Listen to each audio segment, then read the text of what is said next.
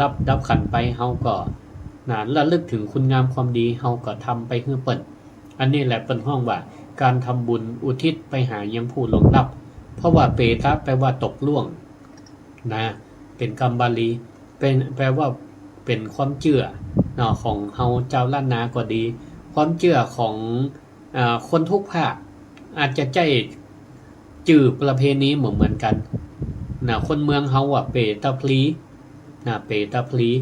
ถ้าตั้งภาคกลางนี่เปิ้นห้องว่าชิงภาคใต้ว่าชิงเปรตอีกตั้งภาคกลางนี่เปิ้นห้องว่าศาสตร์ประเพณีศาสตร์ไทยถ้าตั้งภาคอีสานนี่เปิ้นห้องว่าอย่างเข้าบุญเข้าประดับดินเนี่ยเนาะบุญเข้าประดับดินถ้าตั้งคนจีนเปิ้นก็ห้องว่าเทกจาดประเพณีเทกจาดก็วัตถุประสงค์เป็นอันเดียวกันก็คือเป็นการต้านไปหายังผู้ล่วงลับดับขันไปซึ่งตั้งล้านนาเฮานี่ก็ถือเอาว่าวันเดือนเป็งเดือน12เหนือหรือเดือน10ไทยก็คือวันฮื้อนี่ละเนาะวันเดือน12เป็งเนี่ย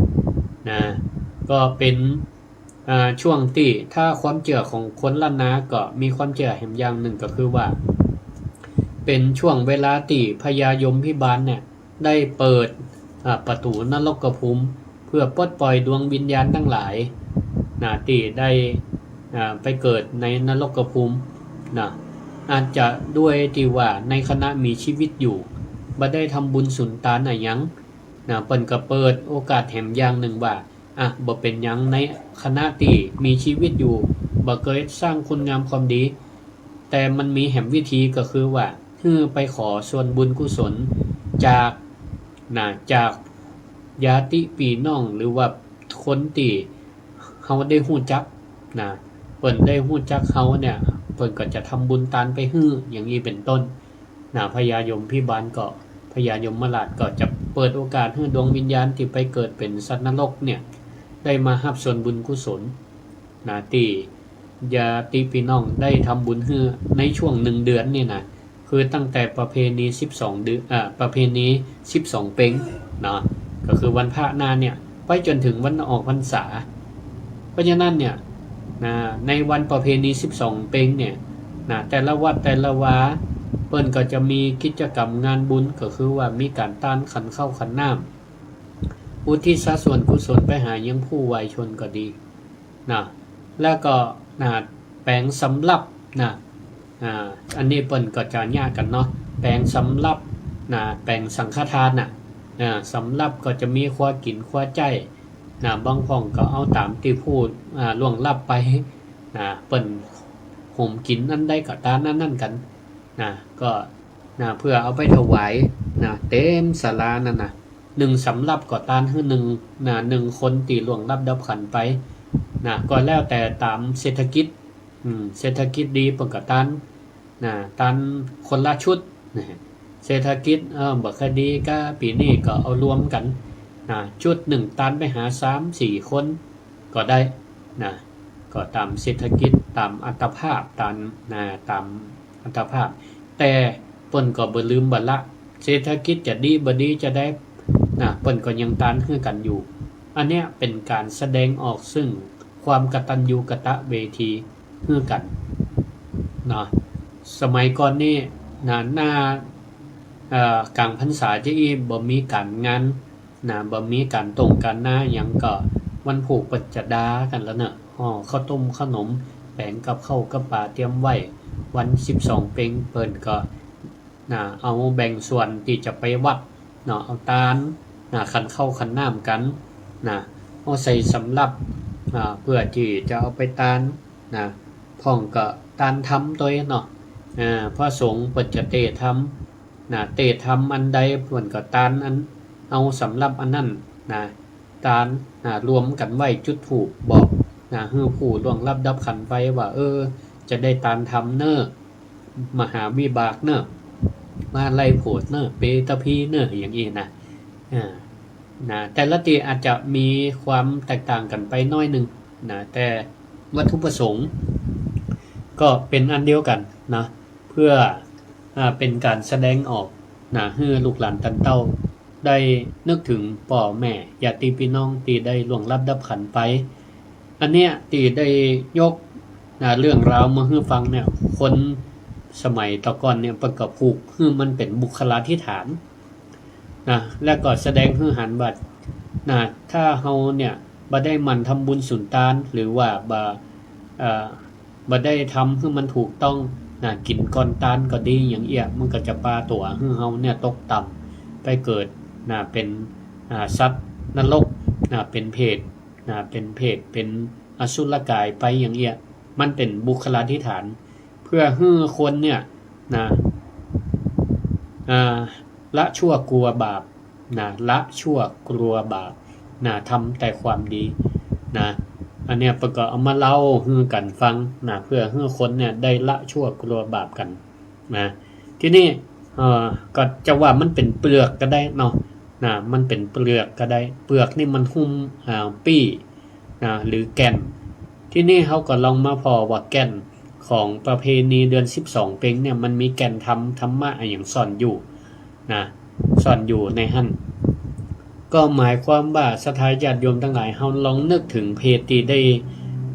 เล่าให้ฟังตะเกียเพจญาติของพระเจ้าพิมพิสารที่มาแสดงตัวต้องใหญ่เต้าหู้เขาปากเต้าหู้เข็มนี่ล่ะอันนี้เปิ้นเปรียบเปรยให้ฟังเนาะต้องใหญ่เต้าหู้เขาปากเต้าหู้เข็มมันเป็นสัญลักษณ์ของอะไรหยังต้องที่มันใหญ่เต้าหู้เขามันก็คือตัวแทนของความอยากตัวแทนของความอยากก็คือตัณหาตัณหาคือความอยากที่มันบ่มีที่สิ้นสุดของมนุษย์ของเฮาเนี้ยมนุษย์เฮามีความอยากบ่มีที่สิ้นสุดอยากได้อยากมีอยากเป็นบ่เคยพออยากมีแล้วก็มีแหมอย่างนี้เหมือนกับต้องที่มันขยายใหญ่ไปเรื่อยๆเติมแต่ใดหมู่ฮู้จักพร่องเติมแต่ใดหมู่ฮู้จักเต็มอย่างนี้ส่วนปากที่มันน้อยเต้าหู้เข็มเปรียบเหมือนอะไรอย่างก็เป็นตัวแทนของการรับก็คือความสุขปากเต้าหู้เข็มก็คือความสุขที่มันได้รับมาบางเทื่อมันน้อยมันน้อยก็เปรียบเหมือนตัวเฮาเนี่ยศรัทธาญาติโยมทั้งหลายเฮาก็ลองนึกภาพพอว่าในชีวิตของเฮาเนี่ยวันหนึ่งเฮาใช้ชีวิตประจำวันหนึ่งวันเนี่ยเฮาได้อย่างนักกว่ากันเฮาได้ความสุขนักกว่าความทุกข์ก็ถ้าได้ความสุขนักกว่าความทุกข์ก็แสดงว่าปากนี่เฮาใหญ่ปอต้องกับพอดีความสุขกับความอยากนี่มันเสมอตัวมันก็พอดีแต่บางพ่องนี่ความสุขเนี่ยแทบจะบ่มีเลยมีน้อยแต่ความอยากมันมีนักอยากแต่บ่มีความสุขอยากมีอยากเป็นก็เป็นความทุกข์ต้องพยายามหาต้องพยายามไปขนขวายเพื่อได้มาอย่างเนี้ยอันนี้แหละมันความบ่พอดีความบ่พอดีศรัทธาญาติโยมทั้งหลาย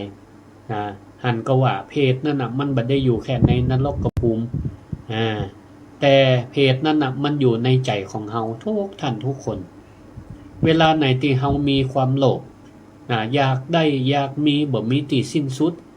อยากเป็นนั่นเป็นนี่อยากเป็นใหญ่เป็นโตอยากเป็นตำแหน่งนั่นตำแหน่งนี่เนี่ยความอยากมันบ่มีที่สิ้นสุดไผหันดีกว่าบ่ได้ก็ต้องอยากให้มีเหมือนเปิ้นอยากหันเปิ้นมีบ้านมีรถมียศมีตำแหน่งก็อยากจะมีเหมือนเปิ้นหรืออยากจะให้มันมีนักกว่าเปิ้นเวลานั่นแหละใจเฮามันเป็นเพศละสถานญาติโยมทั้งหลายใจของเฮาเนี่ยมันปองโตต้องมันก็ใหญ่บางพ่องนี่ก็ทำงานด้วยแทนที่จะทำด้วยสุจริตธุรกิจที่มันสุจริตพ่องก็เป็นธุรกิจแบบสีเทาโกงเปิ่นพ่องทุจริตเปิ่นพ่องโลภเอาของเปิ่นพ่องแปลงต้องให้มันใหญ่เหมือนเพศความสุขก็บ่มีเพราะความระแวดระวังระแวงกลัวว่าเปิ่นจะจับได้เปิ่นจะฮู้จะผิดกฎหมายตำรวจจะจับพ่องเนี่ยอย่างนี้เป็นต้นอันนี้แหละใจเนี่ยเฮามันปองโตมันเป็นเพศแต่บางพ่องนี่ก็เสมอตัวทำพอดี เปิ้นห้องว่าน้ำเปียงใดดอกบัวเปียงอันนะมีธรรมะนะคือมันประคับประคองจิตใจเนาะคือมีความสุขนะคือมันมีความสุขถามว่าเฮาเป็นปุถุชนมีความอยากเหมือนกันหมดเฮาก็ต้องมีความพอดีตามที่อย่างปรัชญาของพระเจ้าอยู่หัวรัชกาลที่9เนาะเปิ้นได้วางไว้หลักเศรษฐกิจพอเพียงหรือความสันโดษเนี่ยก็คือบ่ฮื้อใจเฮาเนี่ยมันเป็นเพศบ่ฮื้อเฮามีความโลภเอาเกินไปนะบ่ฮื้อเป็นคนตนีทีเหนียวเฮาเนี่ยเป็นคนพอดีอย่างอีกนี่อันนี้แหละศรัทธาญาติโยมท่านสาธุชนทั้งหลายแต่ถ้าเฮาอยากได้อยากมีอยากเป็นความเป็นเพศมันก็แสดงขึ้นมาทันทีความสุขมันก็เริ่มน้อยลงปากมันก็เริ่มเหลือน้อยอย่างนี้ดังนั้นเนี่ยเป็นว่าการทำบุญเปตพีในตังธรรมาธิฐานเนี่ยนะก็คือบ่ใจเป็นเพียงแค่การเอาเข้าไปฮื้ออุทิศไปฮื้อผู้ล่วงลับตีมันมองมาหันอย่างเดียวแต่ว่าเฮาเป็นการฆ่าเพศในใจของเฮาก็คือเป็นการเสียสละเป็นการฝึกจิตฝึกใจของเขาเนี่ยให้เป็นผู้เสียสละแบ่งปันให้คนอื่นเป็นการฝึกให้เฮานั่นมันทำบุญสุนทานสละความตนีทีเหนียวออกจากจิตจากใจให้ใจเฮาเนี่ยมีความเบิกบานมีความสุขมีความสุขอย่างนี้การที่เฮาสละทรัพย์ก็ดีสละเวลาสละแห่งกายแห่งใจมาทำแปลงกับเข้ากับป่าที่เจ้าไปวัดไปวาวันผูกแปลงวันดาวันผูกเจ้าไปวันฮื้อนั่นแหละก็เป็นการฝึกจิตของเฮาเนี่ยคือเป็นคนมีกันฮื้อสมัยก่อนนี่เปิ้นมีเวลาเนาะเปิ้นก็ป้ากันดาเข้าดาครัวว่าเดี๋ยวคนเฒ่าคนแก่เกษียณอายุไปแล้วก่อนยังมีเวลาก็ป้ากันทำวิถีเหมือนคนสมัยตะก่อนได้ส่วนคนทำการทำงานบ่มีเวลาบ่เดียวบ่นก็อาจจะใจสตังเอาก็ได้ไปซื้อไปหาซื้อตำกาดตำลีก็ถือว่าเฮานั่นได้ฝึกใจฝึกใจเฮาฆ่าเพศในใจก็คือฝึกใจให้เป็นผู้มีใจบุญสุนทานยังสละได้อยู่ยังฝึกใจให้เป็นผู้มีความสละเพื่อที่จะตานไปหายังผู้ล่วงลับดับขันไปและผู้ล่วงลับดับขันไปเนี่ยถึงแม้ว่าสมมติว่าเปิ้นยังมีอยู่เปิ้นยังบ่ได้ไปเกิดเป็นเทวบุตรเทวดาก็ดีเปิ้นก็จะได้บุญกุศลที่เฮาท่านทั้งหลายเนี่ยได้สมทบบุญให้เปิ้นก็จะแปลสภาพแปลฐานะของเปิ้นฮือไปอยู่ในฐานะที่ดีไปเกิดเป็นเทวบุตรเทวดาหรือว่าเปิ้นเป็นไปเกิดเป็นมนุษย์มนาไปละไปเกิดเป็นคนละบางพ่องนี่ศรัทธาญาติโยมทั้งหลายเคยรู้สึกก่อนว่าวันนี้วันศีลหรือว่าวันนี้หัวใจวันศีลก็ได้รู้สึกว่าอิ่มบ่เคยยากเข้าปกติเนี่ยมันถึงเวลาต้องกินข้าวแต่รู้สึกว่าอิ่มนั่นแหละหมายความว่าวันหมู่ที่เปิ้นอยู่เบื้องหลังแล้วหมู่ที่เป็นญาติพี่น้องในอดีตชาติเฮาก็ดีเปิ้นอาจจะนึกถึงเฮาทำบุญสุนทานฮื้อตอนนี้สถานะเฮาเนี่ยก็ได้มาเกิดเป็นคนละอาจจะมีความรู้สึกอิ่มบุญที่เปิ้นได้ทำมาฮื้อเนี่ยก็มีอยู่เหมือนกันมีอยู่เหมือนกันอันนี้แหละศรัทธาญาติโยมท่านสาธุชนทั้งหลายเมื่อเฮาทำอย่างนี้เมื่อเพศในใจของเฮาเนี่ยมันตายลงใจของเฮาก็จะรู้สึกอิ่มเพราะว่าอย่างเฮาฝึกสละฝึกสละเป็นผู้ฝึกสละแบ่งปันขึ้นมาเองศรัทธาญาติโยมทั้งหลายเฮาก็จะเมื่อเฮาทำอย่างมันเฮาก็จะเป็นคนมีความอิ่มมีความสุขมีความสุขอิ่มอกอิ่มใจอิ่มบุญอิ่มในความสุขที่ได้จากการเป็นคนฮื้อเพราะฉะนั้นในวันตันประเพณี12 เพ็งก็ดีตันปุพพเปตพีหรือบางตีก็เนี่ยเป็นสลักกพัด กินข้าวสลากก็ดีน่ะมันเป็นการฝึกจิตฝึกใจให้เฮาเนี่ยเป็นคนที่หนึ่งมีความกตัญญูและลึกถึงคุณของพ่อของแม่ครูบาอาจารย์ญาติพี่น้องสามีภรรยาลูกเต้าที่ได้ล่วงลับดับขันไปนะเฮายังฮักเฮายังนึกถึงกันอยู่เฮาบ่ลืมเฮาก็ทำบุญอุทิศให้สองเฮาเป็นการฝึกจิตให้เฮาเนี่ยมีความเสียสละเนาะอันเนี้ยเป็นการผูกมิตรนะผูกมิตรผูกญาติให้กันอย่างนี้นะสร้างความดีงามให้เกิดขึ้นกับจิตกับใจของเฮาสร้างกัลยาณมิตรขึ้นกับจิตกับใจของเฮานะฝึกให้เฮาเนี่ยเป็นคนเสียสละเพราะฉะนั้นศรัทธาญาติโยมทั้งหลายเฮาก็บ่จำเป็นที่จะต้องรอให้มันถึงว่าวันประเพณีเดือน12เพ็งก่อนเด้อจะทำบุญอุทิศไปหาผู้ล่วงลับดับขันไปและก็บ่จำเป็นจะต้องรอให้ผู้เกี่ยวข้องของเขาต้องจากไปก่อนเขาจึงจะทำบุญนะเขาสามารถฆ่าเพศฆ่าเปรตในใจของเขาได้ทุกวันโดยวิธีจะได้ศรัทธาญาติโยมทั้งหลายตื่นเจ้าขึ้นมาเฮามีพ่อมีแม่ยังมีชีวิตอยู่มีปู่ย่าตาทวดมีสามีภรรยามีลูกมีเต้ามีเพื่อนมีฝูงมีพี่มีน้องเฮาก็สามารถหุงหาอาหารดาเข้าดาน้ำให้พ่อให้แม่ให้เปิ้นได้กินได้อิ่มได้เต็มพ่อแม่นี่ศรัทธาญาติโยมทั้งหลายตั้งพระพุทธศาสนาเปิ้นเปรียบหรอกพรหมมาติมาตาปิตโลพ่อแม่นี่เปรียบเหมือนพระพรหมเปรียบเหมือนพระพรหมก็คือผู้ประเสริฐเปรียบเหมือนอรหันตาในบ้านว่าจ่าซิดพ่อแม่เนี่ยถ้าได้รับการอุปถากเลี้ยงดูจากลูกจากหลานเนี่ยพ่อแม่ดีอกดีใจใจชื่นใจบันพ่อแม่ปั่นป้อนอันใดเนี่ยลูกนี่จะได้รับและก็ประสบความสำเร็จเพราะพ่อแม่เนี่ยเปรียบเหมือนเป็นพระอรหันต์เปรียบเหมือนพระพรหมเนี่ยว่าจ่าซิดศรัทธาญาติโยมทั้งหลายก่อนจะไปทำบุญกับพระนอกบ้านเปิ้นว่าทำบุญกับพระในบ้านให้เปิ้นได้กินได้อิ่มได้เต็มตัวเป็นการแสดงความกตัญญูกตเวทีประการที่สองถ้าเฮาไปทำงานเฮามีเปื่อนมีฝูงกำลังตกที่นั่งลำบากก็ดีต้องการความช่วยเหลือเฮาช่วยเหลือเปิ้นได้ก็ช่วยกันไปเตอะบ่ว่าจะเป็นช่วยด้านการกำลังกายเปิ้นต้องการความช่วยเหลือยกของแบกอะไรหยังกะคนโต๊ะคนตั้งช่วยจัดสถานที่จัดงานช่วยเปิ้นไปได้ก็ช่วยกำลังทรัพย์ในยามที่เปิ้นวิกฤตเปิ้นก็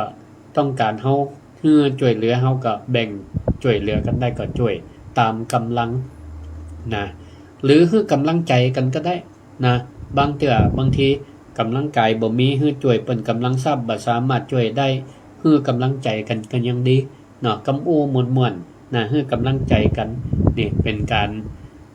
ค่าความหันแก่ตัวของเฮาได้เป็นการกำจัดเปรตในใจของเฮาได้เหมือนกันหรือเราหันคนตุกคนยากเฮาก็สละเงินเล็กๆน้อยๆช่วยเหลือกันไปช่วยเหลือกันไปตามกำลังศรัทธาเป็นการช่วยสาธารณกุศลอย่างวัดวาอารามจะบอกว่าโอ้เฮาบ่ทำบุญสุนทานกับวัดกับวาก็บ่ใจบ่ได้จะไปคิดจะอันมันคิดแต่ฝ่ายเดียวก็บ่ได้เฮาก็ต้องนึกถึงความเป็นจริงว่าวัดวาอารามเนี่ยมันเป็นศูนย์กลางเป็นที่สาธารณะของคนเฮาทุกคนเฮาไปใจเฮาไปใจวัดวาอารามในการบำเพ็ญกุศลไปทำบุญสุนทานไปฟังเทศน์ฟังธรรมไปใจสถานที่ประชุมอบรมอย่างก็ดีมันเป็นของหน้าหมู่ช่วยกันบำรุงรักษาช่วยกันสร้างกันแปลงมาแล้วก็ช่วยกันบำรุงรักษาอันยังช่วยกันได้ก็ช่วยกันไปช่วยพระสงฆ์องค์เจ้าเป็นตัวจะไปพักภาระพักภาระก็เป็นเรื่องของตู้เจ้าก็บ่ได้เพราะพระสงฆ์องค์เจ้าก็ต้องเนื่องด้วยศรัทธาต้องเนื่องด้วยศรัทธาอุปถัมภ์บำรุงพระสงฆ์ก็มีกำลังอกกำลังใจในการรักษาเสนาสนะซึ่งเป็นส่วนกลางของหมู่เฮาเจ้าบ้านทั้งหลายอย่างนี้อันเนี้ยศรัทธาญาติโยมทั้งหลายเป็นการประยุกต์ใจเป็นการประยุกต์ใจธรรมะในวันเปตาพลีท ที่มันเป็นบุคลาธิฐานก็เอามาทำให้มันเป็นธรรมาธิฐานที่เฮาจะสามารถเอาอันนี้กันได้เนาะนะเพราะฉะนั้นเฮาได้รำลึกอย่างพ้องงานเป็นตะพีนะ1ระลึกถึงคุณพ่อคุณแม่ปู่ย่าตาทวดผู้มีพระคุณทั้งหลาย2ระลึกถึงดวงวิญญาณที่เปิ้นตกทุกข์ได้ยากนะเฮาก็ทำบุญไปหาได้เนาะสรรพสัตว์ทั้งหลายทำบุญไปหาได้พ้องกับบ่ฮู้ว่าไผก็คือเจ้ากรรมนายเวรนี่นะระลึกถึงใจของตัวเฮาอันนี้ก็สำคัญถือว่าเป็นการขจัดกำจัดกิเลสของตัวเฮาได้นะอันเนี้ยศรัทธาญาติโยมทั้งหลายก็เอามาอู้มาจ๋านะให้ศรัทธาได้ฟังนะเอาละก็อู้จ๋ามาพอสมควรก็เปิดนะสายเปิดไมค์ให้ศรัทธานะได้โทรเข้ามานะติชมรายการสิริธรรมกำเมืองโดยพระครูสิริธรรมบัณฑิตนะได้เนอะ064 949 5999นะใกล้วัดใกล้วาใดก็ไปรักษาประเพณีเนาะไปตามขันเข้าขันน้ำอุทิศบุญกุศลไปหายังผู้ล่วงลับไปฟังเทศน์ฟังธรรมกันเนาะเจริญพรสาธุสาธุก็สมควรเจริญพรสาธุสาธุขอบคุณเนอะครับผมขอถามว่าผัวเมียนี่ตานขันเข้าได้หรอครับได้หมดนะได้หากันหมดถ้าไม่ลูกนี่ให้ลูกตานขันเข้าได้หรอครับได้กะมันเป็นความเชื่อของคนบอกก่อนเปิ้นเมื่อมันผูกพันกันที่ว่าผัวตันให้เมียบ่ได้นี่นะพ่องก็ถือว่ามันตัดทำพิธีตัดกันแล้วมันบ่ได้บุญกุศลนะแต่ที่จริงแล้วเนี่ยมันใจมันตึงหากันมันทำบุญหากันได้หมดผมถามแบบก้าวครับเจ้าเดินดงนี่ตอนแรกตอนนี้นี่ปุ่นจะเดินดงได้ครับเข้าพรรษาเปิ้นก็งดกันเดินเนาะเปิ้นอยู่จำที่ได้ที่1เนาะธรรมยุทธ์นี่มันจะเดินนะครับแนะนำเปิ้นกันเนาะสาธุขอบคุณเจริญพรฮัลโหลแฟนพันธุ์แท้ฟังขึ้นวัดฝ่ายหินเนาะสาธุ104วัดฝ่ายหิน104วัดฝ่ายหินม่วนดีครับเนาะท่านเทศเนาะอนุโมทนาขอบคุณท่านเทศนี่ผมมันโทรมาเข้ามาร่วมกับท่านทุกวันสาธุขอบคุณเนอะติดตามที่นี้ก็ตั้งคำหลวงแล้วครับวัดไผ่ลินทำอนุโมทนาตัวเนอะดีละสาธุจะไปร่วมเตยเปิ้ลครับเนาะสาธุเนอะอนุโมทนาต่อมากำลังใจนะครับขอบคุณเจริญพรเจริญพรไปสาเจ้าแม่ทองสุกเจริญพรเนาะบันดงก็ตันเป็ดตะพีเนาะเจ้าดีละอนุโมทนาเนี่ยก็มีอยู่อนุโมทนาอย่างนี้ว่านี่นะเจ้าฟังอยู่ขอบคุณหลายๆเนอะแม่ทองสุกเจริญพรจ้าเจริญพรเจริญพรพ่อบุญยืนบ้านไฟน้อยพ่อดร.บุญยืนบ้านไฟน้อยอยู่ใกล้กันนี่เนอะรายการของเรื่องอาจารย์อยู่สาธุขอบคุณนักติดตามอยู่ใกล้กันนี่กับมาตานไปตะพีกันได้เนอะที่วัดมิ่งเมืองมูลบ่ายโมงไปได้บ่ได้ฝากละอ่อนมาก็ได้เนอะอนุโมทนาถ้าทำบุญเรื่องถ้าทำมันบุญยิ่งเงินวัดอย่างได้อย่างนี้ความไปได้อันนี้มันจะว่าอยู่ใกล้วัดไปได้จะเป็นไม่เดียวหรอกกฐินเดือนหน้ากับมาเนอะวันที่19ไม่ใช่ไปสาธุอยู่ดีมีสุขเนอะขอบคุณครับพระอาจารย์สบายดีดอกเจริญพรเจ้ากลับไว้สาเนอะเจ้าท่านพระครูเจ้าแม่อย่างก็แม่สุเกี้ยวบ้านศรีละพรสีเตี้ยฟังปูนเนอะฟังขึ้นห้วยตองซักเนาะเจ้าฟังขึ้นห้วยตองซักนะเจ้าสาธุ ท่านพระครูเจ้าขอบอกเบอร์มันหน่อย ได้เลยสาธุอนุโมทนาอยู่ดีมีสุขสาธุสาธุสาธุเจริญพร สาธุเจ้าท่านพระครูเจ้า เจริญพร ใช่จ้าพระอาจารย์เจ้าไม่ฟังอยู่เด้อ บังเหนือแหละ จ้าไม่เหลือนเป็นเปล่า สาธุชัดเจนดีจ้าชัดเจนดีเด้อ อนุโมทนาขอบคุณนะ เป็นกำลังใจพระครูเด้อ ขอบคุณมากแม่เรียนเจริญพร เจ้าสวัสดี เจริญพรฮัลโหลหับสายแล้วไม่แก้วไปท่าฟังวิทยุได้นะฟังโทรศัพท์เพกาฟังลงจังคิดกับฟังอย่างพระอาจารย์อยู่หายดีแล้วยังน่ะยังมาหัวข่าวเต็มให้กับพ่อได้เสียแต่ว่าเป็นไรก่อยปันหอมปันหายเด้อฟังอยู่เนาะอนุโมทนาสาธุขอบคุณหลายเน้อเจ้าแม่เป็นกำลังใจได้สาธุอนุโมทนาเจริญพรเจ้ากับประชาสัมพันธ์ไปตั้งเฟสนะไผจะร่วมเป็นเจ้าภาพกันเตศนะที่วัดนี่กะเตศ4ผูกด้วยกันในวันเปตพีนะทำมาอย่างพ้องนี่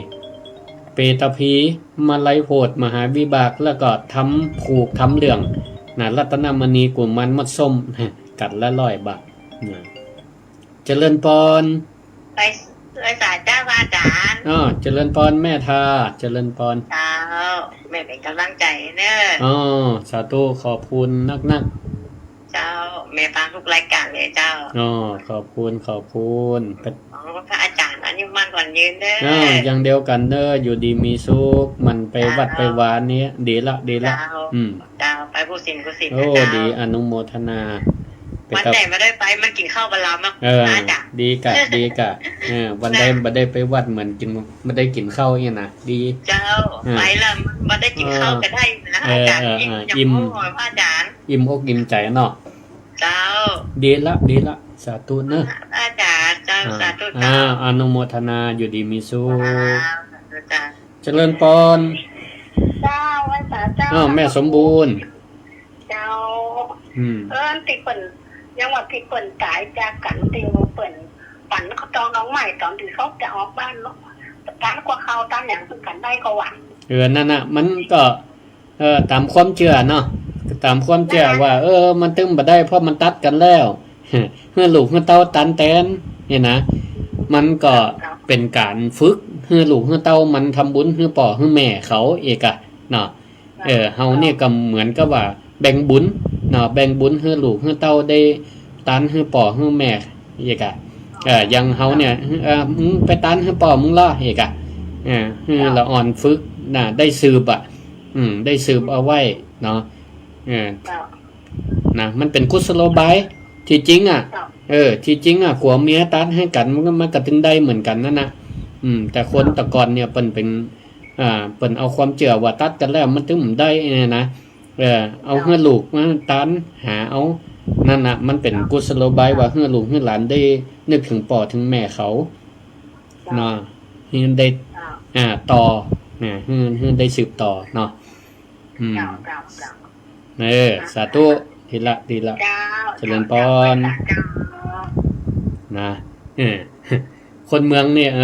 แม่น่ะเปิ่นก็ตึงเกิดนะจะอันน่ะเนาะว่าผัวเมียตันให้กันไม่ได้เพราะมันทำพิธีตัดกันละเห็นนะเจริญพรเนอะ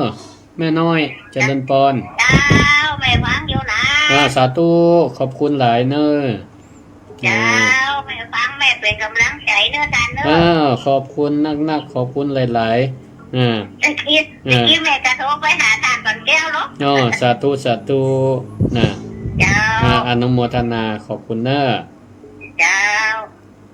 เจริญพรกราบนมัสการเจ้าแม่ยังก็ฮัลโหลแม่ยังก็แม่อ้อยเจ้าแม่อ้อยวังมอนี่นะบ่ได้เมมเบอร์ไว้โลนี่อา ฮะ อ่า บ่ใครได้กินขนมตัวเลยจำบ่ใครได้เฮ้ ไม่ได้มาตั้งนี้อ่ะ บอกให้ฝากมาก็บ่ฝากน่ะ พักไปจะได้พักกันอันนี้ไปบอก น่ากะฝาก บอกวันที่บอก ได้กะ มีต้องการพาไปจะบอกได้